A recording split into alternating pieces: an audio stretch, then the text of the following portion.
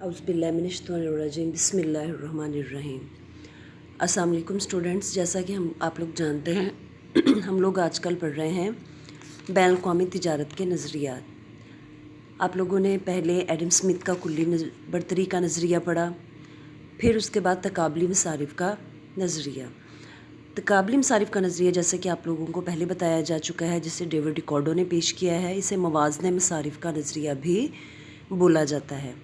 और इसमें यह बताया गया है कि अगर एक मुल्क में दो अशिया को पैदा करने के लिए मसारफ़ मेहनत कम हों और दूसरे मुल्क में इन दोनों अशिया को पैदा करने में मसारफ़ मेहनत ज़्यादा हों, तो पहला मुल्क उस शय को पैदा करेगा जिसमें उसको तकाबली तौर पर ज़्यादा फ़ायदा होगा, और दूसरा मुल्क उस शय को पैदा करेगा जिसमें उसको तकाबली तौर पर कम नुकसान होगा।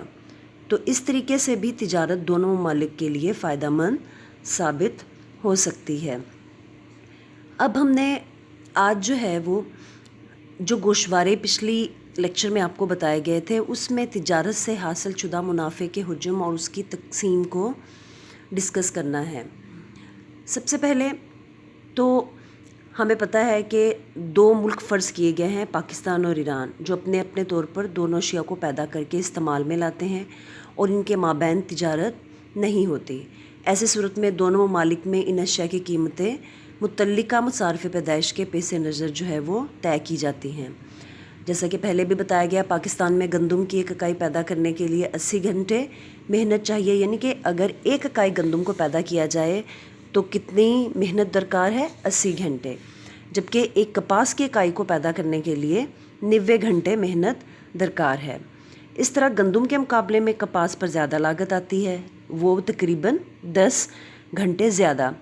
अगर इन दोनों की हम रेशो मालूम करें तो वो निकलती है 0.89, यानी कि गंदम की फ़ी इकाई लागत जो है वो 0.89 कपास की इकाइयों के बराबर होगी। ईरान में इसी तरह से एक इकाई गंदम पैदा करने के लिए 120 घंटे मेहनत और कपास पैदा करने के लिए 100 घंटे मेहनत दरकार होती है। लिहाजा यहाँ कपास के मुकाबले में गंदम की लागत पैदाइश ज़्यादा होगी और गंदम की एक इकाई की लागत कपास की 1.2 इकाइयों के बराबर होगी। अब चूँकि दोनों ममालिक की पैदावार की लागत में फ़र्क पाया जाता है, लिहाजा यहाँ पर भी तिजारत फ़ायदेमंद होगी। अब वो किस तरह से होगी? तो इस तरह से है कि अगर पाकिस्तान गंदम पैदा करके कपास दरामद कर ले, क्योंकि पाकिस्तान में गंदम जो है वो सस्ती तैयार होती है कपास के मुकाबले में, और ईरान कपास पैदा करके गंदम दरामद कर ले, क्योंकि ईरान में कपास जो है वो गंदम के मुकाबले में ज़्यादा सस्ती तैयार हो सकती है। तो इस तरीके से दोनों ममालिक जो है वो फ़ायदा उठा सकते हैं। ऐसी सूरत में अगर ईरान को गंदम की एक इकाई दरामद करने पर कपड़े की 1.2 इकाइयों से कम कीमत अदा करनी पड़े तो वो फ़ायदे में रहेगी, और अगर पाकिस्तान गंदम की एक इकाई के बदले 0.89 इकाइयों से ज़्यादा मिकदार कपास हासिल करे तो उससे भी नफ़ा हासिल हो गया। लिहाजा अगर गंदम और कपास की बैनुल-अक़वामी कीमतें 1.2 और 0.89 के दरमियान हों तो तिजारत दोनों ममालिक के लिए मुनाफा बख्श साबित होगी। इसी चीज़ को डायग्राम के ज़रिए आगे दिखाया गया है। देखें, जो पहली डायग्राम है उसमें देखें तो एक्स एक्सिस पर कपास की इकाइयाँ और वाई एक्सिस पर गंदम की इकाइयाँ दिखाई गई हैं। बस तिजारत हर मुल्क उस शय की पैदावार में तखसीस हासिल करता है जिसमें उसको तकाबली बरतरी हासिल है। इस कानून की मज़ीद वजाहत इम्कानी पैदावार के ख़त यानी कि प्रोडक्शन पॉसिबिलिटी कर्व के ज़रिए की जा सकती है।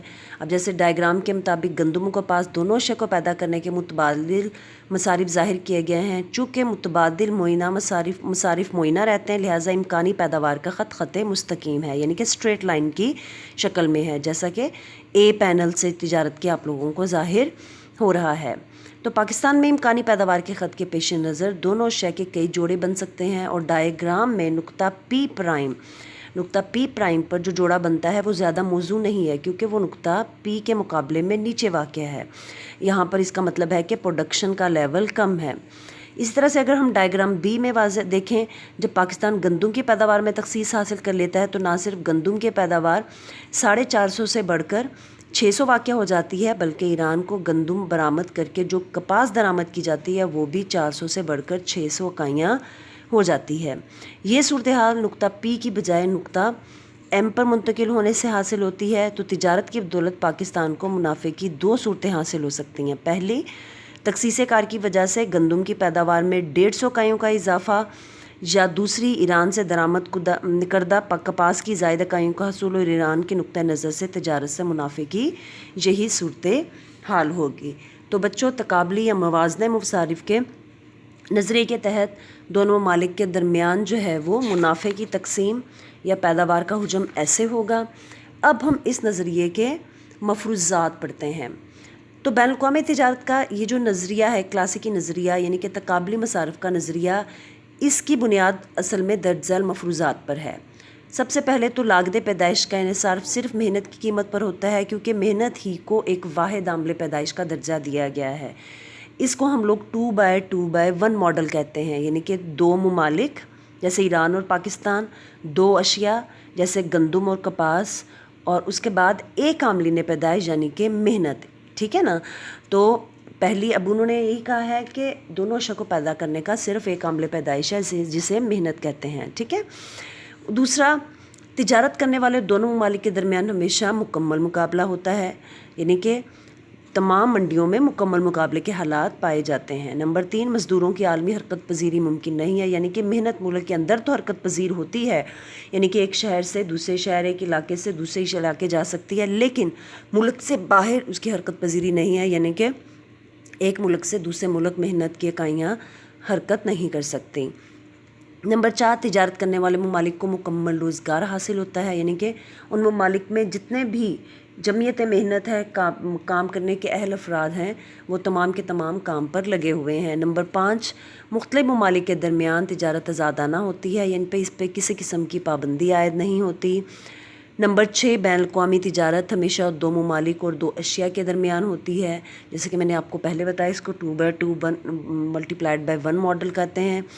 नंबर 7, बैनुल-अक़वामी तिजारत में मुसारफ़े नक़्ल व हमल किसी मुल्क को बर्दाश्त नहीं करने पड़ते, यानी कि इसमें यह फ़र्ज़ किया गया है कि किसी भी मुल्क को अशिया को एक जगह से दूसरी जगह ले जाने पर ख़र्च बर्दाश्त नहीं करना पड़ेगा, नक़्ल व हमल के अख़राजात बर्दाश्त नहीं करने पड़ेंगे। और नंबर 8, चूँकि अशिया की पैदाइश का अमल कानून इस्तक़रार हासिल के ताबे होता है, तो लिहाजा दोनों अशिया के मसारफ़े पैदाइश का तनासुब भी मुअय्यन फ़र्ज़ किया गया है। तो बच्चों, ये था हमारा मवाज़ने मसारिफ़ का नज़रिया। कल हम इंशाअल्लाह ताला इसका तनकीदी जायज़ा पढ़ेंगे।